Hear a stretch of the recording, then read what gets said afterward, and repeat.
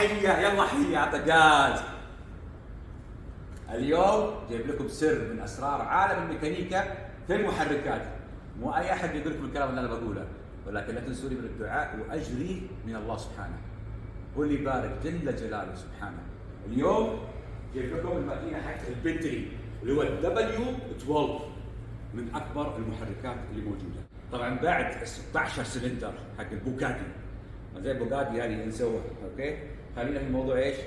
الدبليو 12 والفي 12 والفي 10، المكاين الجباره. اوكي، اما 16 سلندر هذا خلوه، هذا حاله خاصه، الله يكفينا الشر. ابو احمد، الماكينه ضربت عندنا، هل اني انا اغير الماكينه ولا اوظف؟ وش الاحسن؟ اكيد التوظيف افضل واحسن بكثير، بس التوظيف مكلف، يكلف، لانه تجيب قطع اصلي وتسوي والمخرطه وتضبط وكذا، كوست عالي. بس اذا انت رغبان تبغى الشيء المضبوط، لا خليك في التوظيف. وبعضهم ما يبغى يوظف من الورش لانه يزهق، تاخذ وقت وجهد ويفك ويوظف، ولكن هو افضل شيء، ذا بيست رقم واحد التوظيف. طيب، او ان نجيب محركات وارد من برا، انا اجيب محركات وارد واركبها وتطلب من الله عز وجل.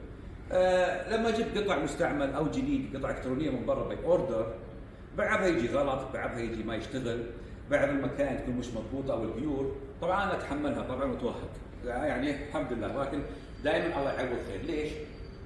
لانه عليها ضمان فتره بسيطه، انت على ما تجيب وتوصل وتركب وتسوي كذا وتشغل السياره واشتغل، ممكن ثاني يوم يطلع في خلل. مقصد كلامي انه مو كل شيء بتشتريه بيكون مضبوط، تحصل يعني احدث اخطاء. زين، اخذت حتى من ناس ثقه اتعامل معهم من سنوات ما شاء الله تبارك الله، يحدث الشيء هذا، تجيب جير طلع فيه خلل، انا متحملها طبعا، مو الزبون يقول والله ما راح اعرف احد، ولا اعرفه احمد، زين ولا توهق. بس سبحان الله دائما يبارك ويوفق، ودائما النيه طيبه، واني ما اقصر مع اخواني واحبائي، حتى استشارات الواتساب في كل مكان في العالم، ما حد ياخذ رزق احد، لا حبايب قلبي، فلا الواحد يبخل في المعلومه. طيب، خلينا نخش الحين على ايش المشكله في المحرك هذه اللي انا حصلتها. اول شيء، في هنا حصلت للاسف خدوش عميقه، خدوش داخليه عميقه في السلندر، زين، في بعض الاماكن في البساتم حق السلندر. طيب، الشغله الثانيه انه في بعضهم، شوفوا في خدوش داخل في السلندر، والبساتم شوف في بعضها، انا اوريكم،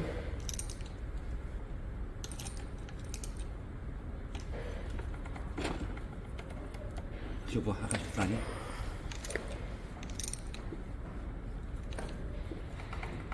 سمعتوا؟ في بعضهم طبعا على ال 12 بستم، في اللي فضاوة كثيرة، فضاوة قليل، هذا اللي يضيع الضغط، زين، والخدوش الداخلية. السر من الأسرار اللي أنا بعلمكم عليه اللي هو إنه لما يكون السلندر خربان، في شركات ما تبيع بساتم الخرطة الثانية، مثلا هذا زيرو ستاندر، لا تبغى خرط مقاس 20، زي المكاين القديمة أول تلاقي زيرو 20 40 أول خرطة ثاني خرطة، لا في المكاين هذه تلاقي ما هو موجود في الوكالة أو في الشركات اللي تصنع البساتم، ما عندهم، يقول لك ما في الا الستاندر زيرو، خلاص ما تنفع الماكينه، السلندر خربان، يلا قطه روح اشتري ماكينه ثانيه. لا، هذا يسمونه طبعا في السلندر هنا يسمونه هذا القميص. اوكي، هذا الان احنا وين ما شاء الله، اول كان من 20 سنه هذا ما حد يغيره، هذا الحين يتغير عادي، يتغير ويركب ستاندر، وتجيب البساتم مع الشنابر ستاندر وتطبق، يصير وكاله ستاندر زيرو الماكينه حقتك. بس طبعا مو اي احد ولا اي خامه، انتبهوا، لما اروح انا اسويه اتاكد من الخامه، اتاكد من المكان اللي اشتغل فيه يكون 100%، اوكي؟ واجيب الستاندر البستم واركب واطبق، صح شغل جهد اكبر ولازم مضمون على الناس، الحمد لله، وطبعا هذه بالسلامات طويله انا اسويها والله الحمد والشكر، حتى انا من اوائل الناس على فكره اللي غير قمصان قبل ما اي احد يعرف، والله العظيم ما شاء الله تبارك الله. اذكر ايام في الدمام، زين، كان في تحدي بيني وبين واحد راعي مخرطه ويعرفني وكذا، وفكرنا كان في ماكينه عندي معقده وما لها قطع غيار، لا والا ابغى اخلي ستاندر وما في بساتم الا ستاندر وعندي طقم، واتناقش وكذا، دائما في المخارط كذا احب اسوي اختراعات اشياء جديده، ما عندي شيء اسمه مستحيل. بدل الله اعطانا عقل وحكمه ما في. على فكره في شركات ريسنج اقدر اسوي كستمايز باي اوردر يصنعوا لي اياه ستاندر على فكره، او الخطه الثانيه ال 20 انابيب وكواليتي احسن من حق الوكاله، بس طبعا بنخش في مبالغ ثانيه. حتى الادرعه اهل الريسنج والباور والشغلات هذه يعرفون الكلام حقي. البلوف والسبرنجات حق البلف والروكرات زين والبساتم والادرعه، كل هذا في اشياء سوبر سبيشال انا اسويها. انا كنت من اصحاب الريسنج زمان والسباقات، اللي يعرفني مضبوط من ايام اول يعرف السيارات اللي تسبقت فيها كلها دائما اقدم عليهم، يا الله لك الحمد والشكر. يستحمل ضغط اعلى، يستحمل حراره اعلى، حتى تبي السياره 1500 حصان 800 حصان 700 حصان، هذا عالم ثاني. بعكس كل الحلول انا اعرفها، بس الحمد لله من اوائل الناس اللي كنت اركب القمصان في السلندر. والله ما اذكر، يمكن من 15 سنه تقريبا او 14 سنه او 13 سنه على ما اذكر، كنت من اوائل الناس اللي يركب القمصان في السلندر ويخليها ستاندر. وطبعا دائما النصيحه، شوفوا ما شاء الله تبارك الله، شوفوا كله مكيس، كله مكياسه وشغل كذا سبيشال، شايننج للفين فري. طبعا الروس اوكي دائما انا انصح لازم تغيرون جلد البلوف، يتغير جلد البلوف، يعني افرفون كامل، تضبط الامور.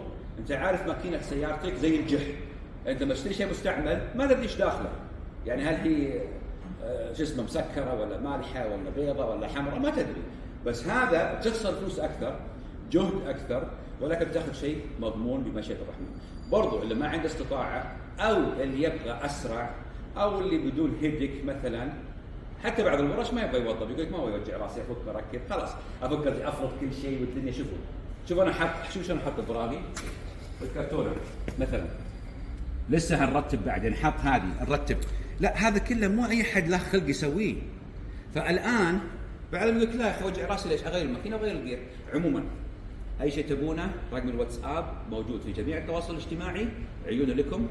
اي شيء تبونه، استشاره، احد يبغى يصلح، ابغى كذا، واي قطعه غيار نادره، سياره فيراري، لامبورجيني، امريكي، ياباني، كوري، والله له عيون حبايب قلبي.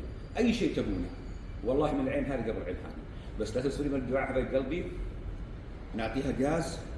وتابعوا حلقات البنتلي وتشوفوا اللي بسويه في المحرك هذا لعيونكم.